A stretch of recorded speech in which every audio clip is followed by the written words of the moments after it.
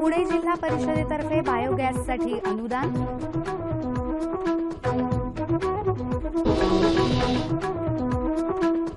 कायद्यानुसार एक रकमी FRP द्यावी, साखर आयुक्तांचे आदेश।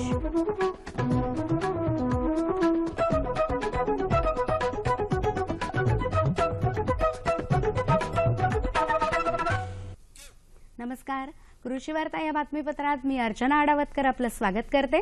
आता पाहूया कृषी विषयक सविस्तर वृत्त। साखर कारखान्यांचा गळीत हंगाम पुढच्या महिन्यापासून सुरू होणार असल्याने अनेक कारखान्यांनी अग्निप्रदीपन करायला सुरुवात केली आहे।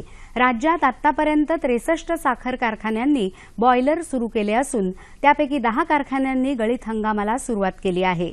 यावर्षी झालेल्या अनियमित पावसामुळे ऊसाचा प्रश्न निर्माण झाला आहे। तरीही राज्यातल्या 172 साखर कारखान्यांनी गाळपाच्या परवान्यासाठी साखर आयुक्तालयाकडे प्रस्ताव दाखल केले आहेत। प्रत्यक्षात नोव्हेंबरपासूनच खऱ्या अर्थाने गळीत हंगाम सुरू होईल। राष्ट्रीय बायोगॅस विकास योजनेअंतर्गत पुणे जिल्ह्यात मंजूर झालेल्या प्रकल्पांसाठी 92 लाख रुपयांचं अनुदान जिल्हा परिषदेला मिळालं आहे। बायोगॅस प्रकल्पांना प्रोत्साहन देऊन घरगुती वापरासाठी पर्यायी इंधन उपलब्ध करून देणं तसंच इंधनासाठी होणारी लाकूड तोड थांबवून वनांचं रक्षण करणं यासह इतर उद्दिष्टांसाठी केंद्राने ही योजना राबवली आहे। केंद्र सरकारकडून यासाठीचं अनुदान मिळाल्यानंतर ते संबंधित जिल्हा परिषदांच्या माध्यमातून प्रकल्पांना दिलं जातं। चालू आर्थिक वर्षात पुणे जिल्ह्यासाठी 1065 बायोगॅस प्रकल्पांचं उद्दिष्ट असून त्यापैकी 70 म्हणजेच 750 प्रकल्पांसाठी अनुदानाचा पहिला हप्ता देण्यात आलाय। राज्यातल्या सर्व साखर कारखान्यांनी शेतकऱ्यांना FRP एक रकमीच देणं बंधनकारक आहे, असं साखर आयुक्त बिपिन शर्मा यांनी म्हटलं आहे। राज्यातले जे कारखाने 2015-16 या वर्षाकरता हप्त्यानी FRP देतील त्यांच्यावर कारवाई करण्याचे आदेश शर्मा यांनी दिले आहेत। FRP देण्यासाठी आणि केंद्र राज्य सरकारने विशेष पॅकेज देऊन सुद्धा अनेक कारखाने हप्त्यानी FRPची रक्कम देत असल्याच्या तक्रारी साखर आयुक्तालयाकडे आल्या होत्या। त्यांची दखल घेत साखर आयुक्तांनी सर्व प्रादेशिक संचालकांना कारवाईचे आदेश दिले। राष्ट्रीय ग्रामीण जीवनोन्नती अभियानाचा भाग असलेल्या उमेद या अभियानात ग्रामीण गरिबांपर्यंत पोहोचून त्यांच्या प्रगतीसाठी काम करणाऱ्या महिला कार्यकर्त्यांची खूप मदत होते। अशा महिलांना समुदाय संसाधन व्यक्ती म्हणतात। वर्धा जिल्ह्यातल्या वर्धिनींनी 3 ते 18 ऑक्टोबर या काळात 30 गावांमध्ये प्रत्येकी 4 अशा महिलांनी जाऊन काम केलं। प्रत्येक गावात जाऊन तिथल्या प्राथमिक सुविधा जाणून घेतल्या तसंच ग्रामसभा घेऊन बचत गटाचं महत्त्व समजावून दिलं। आधीच गटात सहभागी झालेल्यांना सक्रिय करणं आणि नव्या महिलांना सहभागी करून घेऊन नवे गट तयार करणं, त्यांना विविध उपक्रम सुरू करण्यासाठी प्रोत्साहन देणं अशी कामं या वर्धिनींनी केली। आता पाहूया बाजारभाव।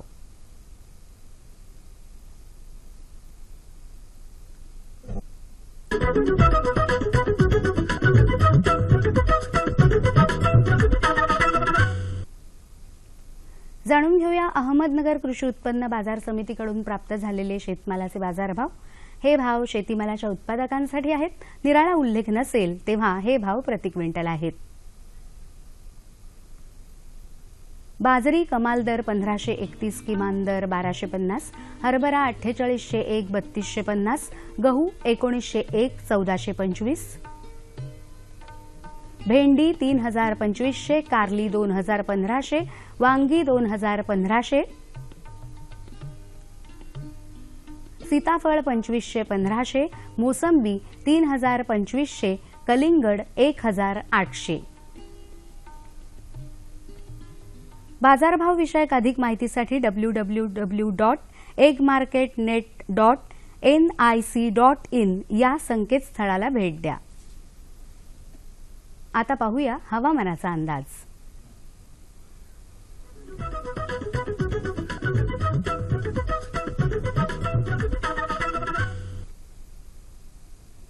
येत्या 2 दिवसात कोकण, मध्य महाराष्ट्र आणि विदर्भात हवामान कोरडं राहील। या काळात मराठवाड्यामध्ये तुरळक ठिकाणी मेघगर्जनेसह पाऊस पडेल असा अंदाज वेधशाळेने व्यक्त केलाय। जाणून घेऊया राज्यातल्या प्रमुख शहरांचं तापमान कमाल आणि किमान अंश सेल्सिअसमध्ये। मुंबई 36-28, पुणे 34-19, औरंगाबाद 36-23, नागपूर 35-22, सोलापूर 37-22 आणि नाशिक 34 आणि 19 अंश सेल्सिअस. हवामान विषयक अधिक माहितीसाठी www.imdmumbai.gov.in या संकेतस्थळाला भेट द्या.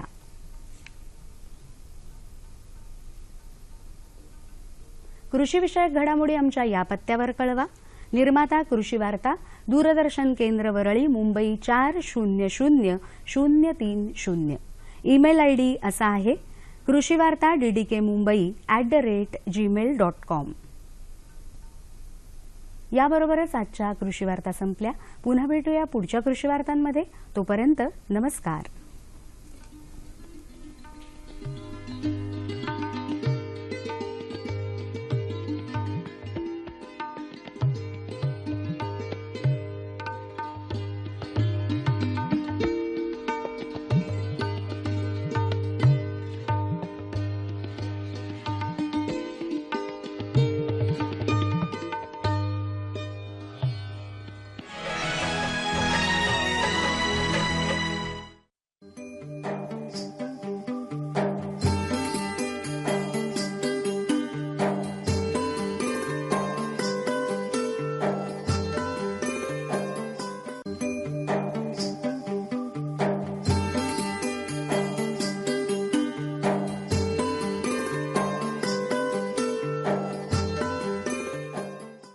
नेमेची येतो मग पावसाळा, हे सृष्टीचे कौतुक जाण बाळा.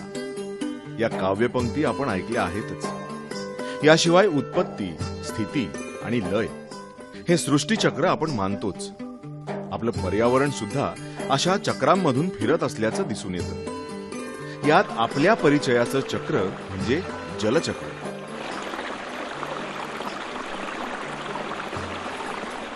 दलदलीत उगवूनही आपल्या गुलाबी पाकळ्यांचा आनंद वातावरणात उमलवणाऱ्या एखाद्या कमल पुष्पासारखं. तसंच ह्या जलचक्राचंही कितीही वाटा असल्या तरी सागरात मिसळून आपल्या मूळ जागी आलेलं. जे ढग तयार होतात ते पुन्हा पाऊस पाडण्यासाठी निघतात. पण आजकाल या जलचक्रामध्ये बिघाड झालेला आढळून येतोय. कधी कमी पर्जन्यमान, तर कधी धोधो पाऊस, तर कधी दुष्काळाचं सावट. मानवाच्या तोंडाचं पाणी पळवणारा हा पाऊस बऱ्याच अंशी वातावरणातील बदलांमुळे आपलं रूप बदलताना दिसतो. आपली वनं हीच आपली संपत्ती मानून त्यावर उत्तम परिणाम करणारा असा जलयुक्त शिवार अभियानाचा संजीवनी मंत्रच वन विभागाला लाभल्यानं महाराष्ट्र शासन, वन विभाग ठाणे, वन परिक्षेत्र टोकावडे, नियत क्षेत्र वैशाखेर मुरबाड या ठिकाणच्या वनक्षेत्रात संयुक्त वन व्यवस्थापन जलशिवारा अंतर्गत राबवलं गेल्यानं वनांची दाटी झाल्याचं चित्र आपल्याला अनुभवायला मिळतं आहे. वन विभागातील पाणलोट क्षेत्रावरील 118 हेक्टर क्षेत्र सूक्ष्म पाणलोट क्षेत्र बाधित असून जलसंधारणाबरोबरच मृदसंधारण या विषयाला प्राधान्य देऊन राखीव वनातील या जागेत रोपवन घेण्यात आलंय. नैसर्गिक पुनर्निर्मिती अंतर्गत माथा ते पायथा अशी पद्धत वापरून जलसंधारणाची कामं केली गेलीत. याचा फायदा निश्चितच गावकऱ्यांना झालाय. जंगलांचं सुशोभीकरण, झाडांची वाढ या मुद्द्यांना फलश्रुती देण्यात आली.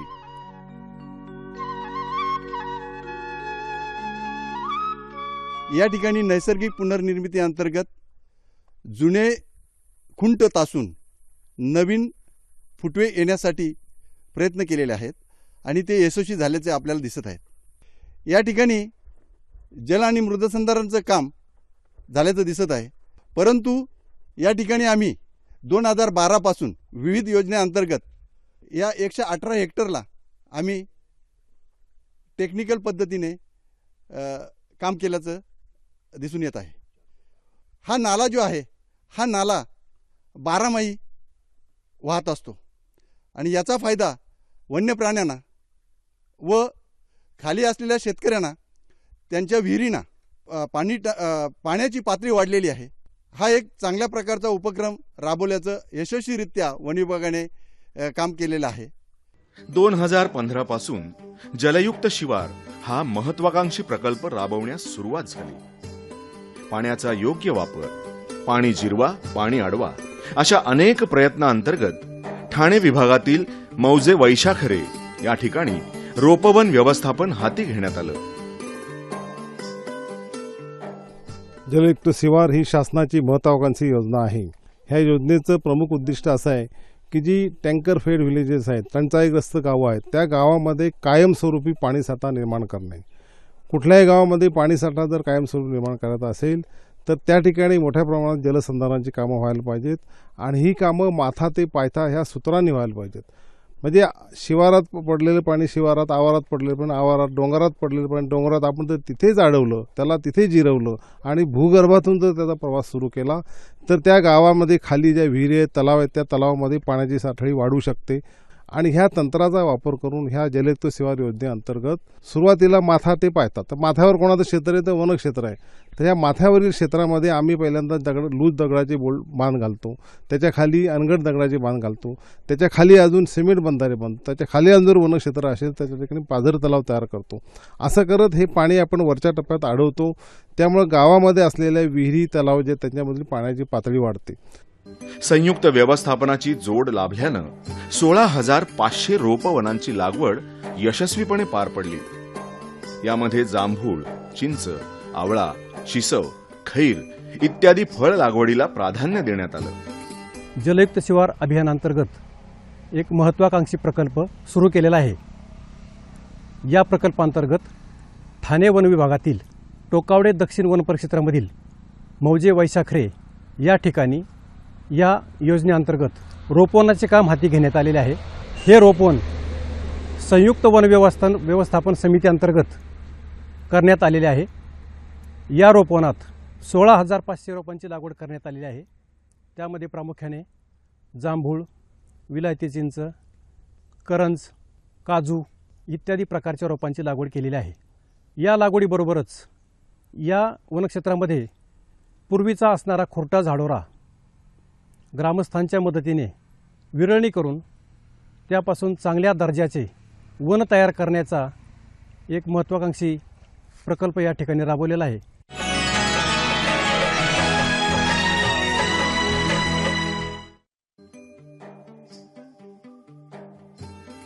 राज्य शासनामार्फत 100 कोटी वृक्ष लागवड महत्वाकांक्षी योजना राबवल्यानं महाराष्ट्रातील सर्व विभागांनी म्हणजेच जिल्हास्तरीय, तालुकानिहाय काम विभागलं गेलं. याची मोठी व्याप्ती वन विभागाकडे असल्यानं लागवड क्षेत्र, जमिनीचा कस, त्याची उपचार पद्धती आणि ग्रामस्थांचा सहभाग यामुळे संयुक्त वन व्यवस्थापन समित्या स्थापन झाल्या. वेगवेगळ्या योजना अंमलात आणून ग्रीडवर भर देण्यात आला. ह्या सगळ्या गोष्टी पारदर्शकतेच्या साच्यातून तपासण्यात आल्या. महाराष्ट्र राज्यभरात 100 कोटी वृक्ष लागवड अंतर्गत वन विभागाची एक महत्त्वाची भूमिका आहे.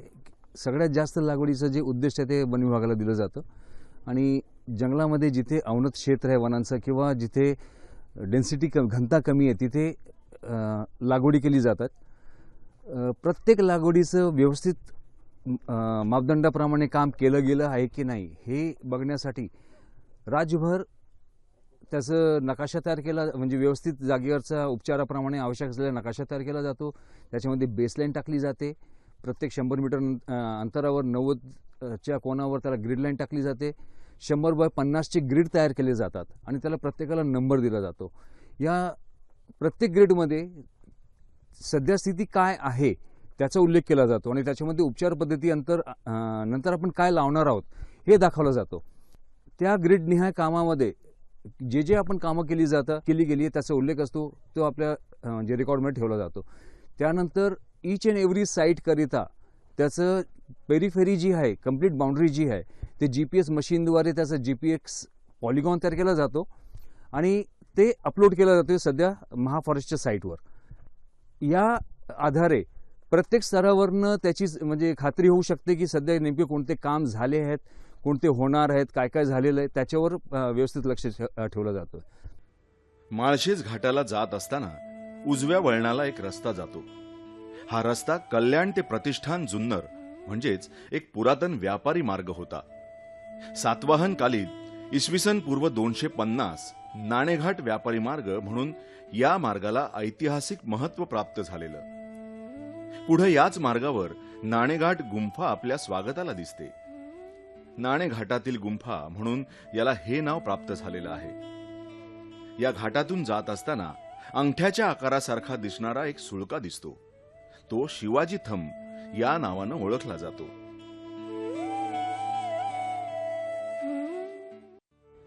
इथंच एक पुरातन तलाव आपलं अस्तित्व टिकवून आहे. त्याला नानव तलाव असं म्हणतात. गाळानं भरलेला हा तलाव वन विभागानं साफ करून त्यातील गाळ काढून शेतकऱ्यांना उपलब्ध करून दिला.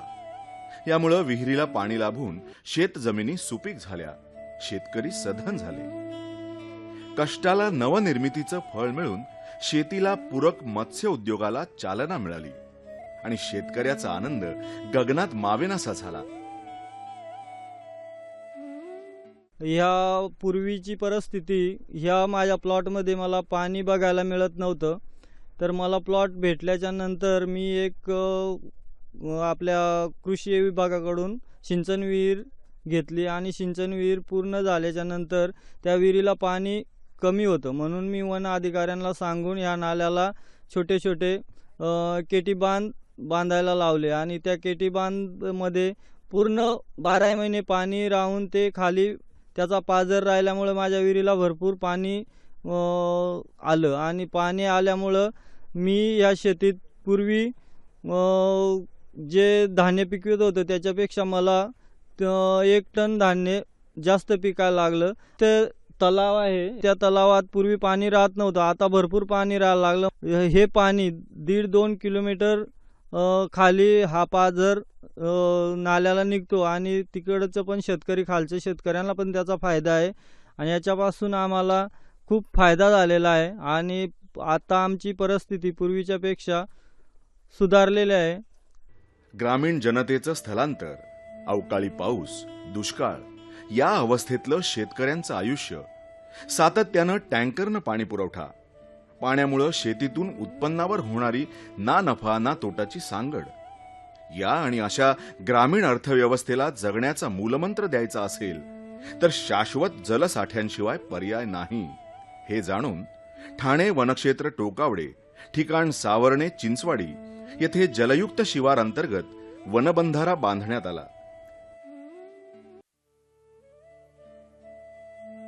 ह्या गावामध्ये 2013 पर्यंत टँकरनी पाणी पुरवठा केला जात होता, परंतु आता यावर्षी अशी वेळ येणार नाही अशी दिसत आहे. तसेच ह्या बंधाऱ्याच्या वरती आपण अजून असे 3 बंधारे घेतलेले आहेत आणि त्याच्यावरती दगडाचे बांध घेतलेले आहेत, जेणेकरून जमिनीची होणारी जी धूप आहे आणि वरून येणारा पाण्याचा जो प्रवाह आहे तो संत होऊन खाली संत पाणी येत आहे. तसंच ह्या पाण्याचा साठा जवळजवळ 8.5 TCM आहे आणि गावकऱ्यांना विचारणा केली असता त्यांची अशी आशा आहे की ह्या वर्षी आम्हाला टँकरची जरूरत लागणार नाही. 23 वर्षातील पाण्यासाठी करावी लागणारी होरपळ जणू या बंधाऱ्यानं आपल्या जलमय पसाऱ्यानं मोठ्या प्रमाणात मिटवली. काही दिवस आम्हाला टँकरचा पाणी पुरवठा होता.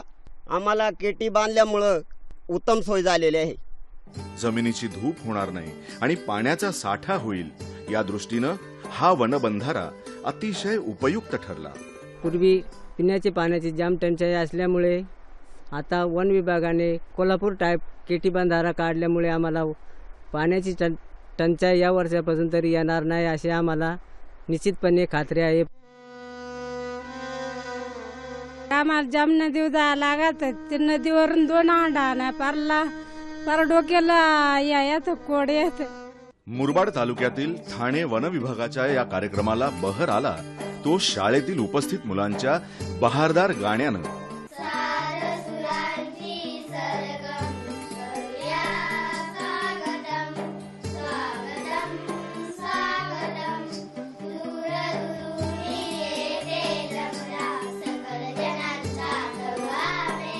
वनसंरक्षक अधिकारी किशोर ठाकरे यांच्या मार्गदर्शनाखाली आणि वन खात्याच्या सहकार्यानं बांबूपासून टोपल्या बनवून त्या वाजवी किमतीत विकून आदिवासींची स्वयंपूर्ततेकडे वाटचाल साधण्याचा प्रयत्न जाणीवपूर्वक करण्यात आला. ह्या गावामध्ये बांबू टोपल्या बनवण्याचा व्यवसाय जो आहे तो बऱ्याच वर्षापासून सुरू आहे. आता आपण जो पाहता त्या ठिकाणी अशा टोपल्या ते आधी पण बनवत आहेत, पण ह्या टोपल्या बनवल्यानंतर त्या टोकावडोक्या मुरबाडच्या बाजारात ते घेऊन जातात, तिथे विकतात. म्हणजे बाजारात जाण्यासाठी आणि येण्यासाठी त्यांचा एक दिवस जातो, म्हणजे एक दिवसाचा रोजगार बुडतो. आम्ही आता वन खातं ह्या ठिकाणी ह्या गावामध्ये एक संयुक्त वन व्यवस्थापन समिती स्थापन केलेली आहे. ह्या समितीच्या माध्यमातून ह्या ज्या टोपल्या बनवलेल्या आहेत त्या इथेच विकत घेईल आणि इथे व्यापारी बोलवून त्याला ते विकेल. आम्ही पाट्या बनवतो बांबूपासून आणि त्या बाजारात विकायला नेतो. त्याच्यापासून आम्हाला रोजगार उपलब्ध होतो आणि एक पाटी बनवायला जवळजवळ अर्धा पाऊण तास जातोय आणि एक पाटी बाजारात नेल्यावर आम्हाला 30 ते 35 रुपयाचा बाजार मिळतो आणि त्याच्यातून आम्ही आमचे जीवन 2 पैसे मिळवण्याचं उद्योग म्हणून करतो.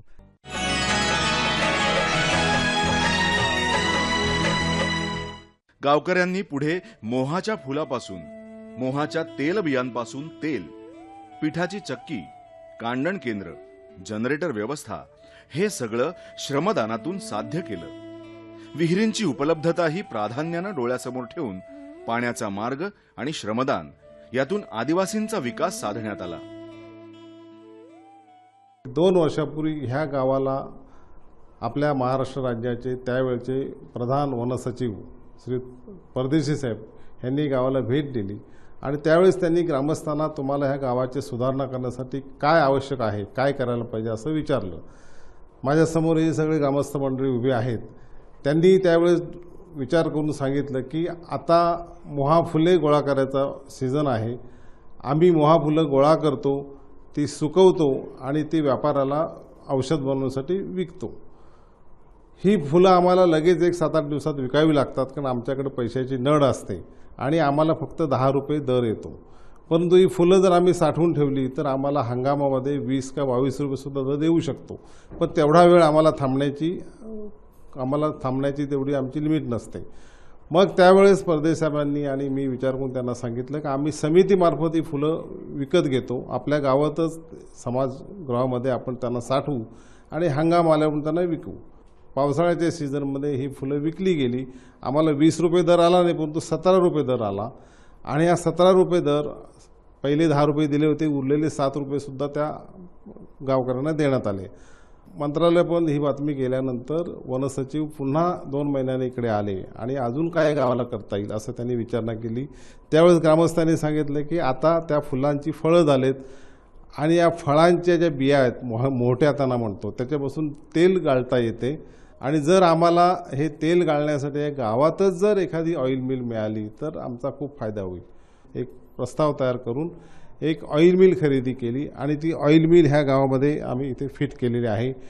ही ऑइल मिल ह्या संयुक्त वनव्यवस्थापन समितीला दिलेली आहे आणि या संयुक्त वनव्यवस्थापन समितीचे हे जे मेंबर्स आहेत ते मेंबर्स ही ऑइल मिल चालवतात. या जलशिवार योजनेमुळे स्थानिक रहिवाशांचा आणि वन्य पशु प्राण्यांचा पिण्याच्या पाण्याचा संघर्ष हा कायमस्वरूपी मिटला आहे. नैसर्गिक जे जलस्रोत आहेत त्या जलस्रोतांना थांबवण्यासाठी आणि जमिनीची धूप थांबवण्यासाठी इथे 127 दगडी नालाबांध आपण केलेले आहेत. एकूण असे 300 घनमीटरचं काम इथे करून जमिनीची धूप थांबवण्याचा प्रयत्न केलेला आहे. त्याचप्रमाणे पश्चिम घाट विकास योजनेअंतर्गत या ठिकाणी आपण एक सिमेंट नालाबांध घेतलेला आहे आणि या सिमेंट नालाबांधामध्ये जवळजवळ 34.40 TCM पाणीसाठा वाढलेला आहे.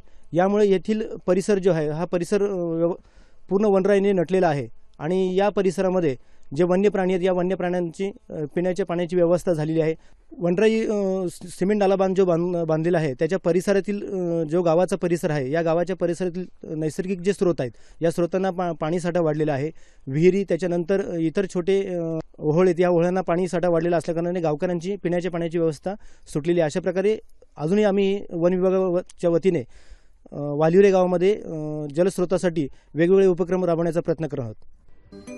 वन विभागाच्या दगडी बांध, वन्यजीवांसाठी तांत्रिकदृष्ट्या उपलब्ध करून दिलेला बंधारा या आणि अशा इतर अनेक विविधरंगी कार्यक्रमांमुळे आता पाण्याच्या हिरवळीची झालर वन विभागाला प्राप्त झाल्याशिवाय राहणार नाही. नैसर्गिक जलस्रोत आणि जमिनीची धूप थांबवण्यासाठी सिमेंट नालाबांध घातला गेला. त्यामुळे वन्य प्राण्यांच्या पिण्याच्या पाण्याची व्यवस्था झाली आहे. यासाठी वाल्हेरी गावातील पाणीसाठा वाढवण्याचं काम हाती घेण्यात आलंय. आमचं जेव्हा वन खात्याबरोबर चर्चा झाली तेव्हा आम्हाला प्रथम त्याने अमरावतीला नेलं, पायविरी गावामध्ये. तर पायविरी गावामध्ये आम्हाला भरपूर मृदू संधारणाची कामं, परत तेंडूपत्ता कसा हे करायचं ते सगळं दाखवलं. आणि ते दाखवल्यानंतर जंगल कसं राखायचं तिथं आमचे एका दिवसाची कार्यशाळा लावली गेली. आणि त्या कार्यशाळेतून आम्ही परत अमरावतीवरून गावाकडं आलो. गावाकडं आल्यानंतर लोकांशी चर्चा केली की आपल्याला जंगल राखायचे आहे, जंगलापासून आपल्याला भरपूर उत्पन्न मिळेल. ह्या कार्यक्रमाला अनुसरूनच ह्या गावामध्ये ज्यावेळेस आम्ही 3 वर्षापूर्वी उपक्रम सुरू केला त्यावेळेस गावामध्ये पाण्याची खूप टंचाई होती. ग्रामस्थांनी सांगितलं की असा असा स्पॉट आहे, तिथे जर विहीर घेतली तर त्याला चांगलं पाणी लागेल आणि ग्रामस्थांचा पिण्याचा पाण्याचा प्रश्न सुटेल. ह्याचा विचार करून जिल्हा परिषद पंचायत समितीच्या अनुदानातून ही विहीर बांधलेली आहे. निसर्गाशी समन्वय साधत वनसंपदेचं संवर्धन जतन करून ही जलसंवर्धनाची गंगा आपल्या दारात खेळू लागली तर बहिणाबाईंना अपेक्षित असलेली शेती शिवारानं डोलू लागेल.